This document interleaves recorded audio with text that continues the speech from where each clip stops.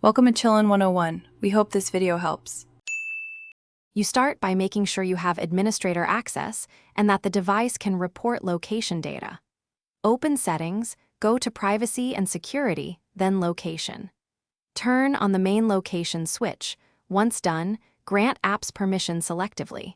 You do this now because Windows won't accept a new system location without services enabled. Make sure Wi-Fi or built-in GPS is active, so Windows can determine coordinates rather than relying only on IP address estimations.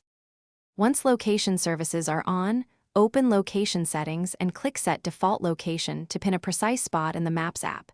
This overrides approximate network-based results. Next, review each app's permission toggle and decide whether apps can always access location, only while in use or never. Also, if you need the system to reflect a country or regional format change, go to Time and Language and update region. Doing both ensures consistent behavior across apps and services. Finish by restarting the PC so settings propagate to all system components and background services.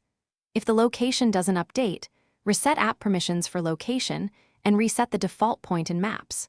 Run the built-in troubleshooters for location or Windows Store apps and update GPS or Wi-Fi drivers via Device Manager. Finally, verify group policy or privacy-related antivirus settings aren't blocking location services. If they are, change those policies or disable the blocking rule and retry. Thanks for watching. Consider subscribing if we helped you.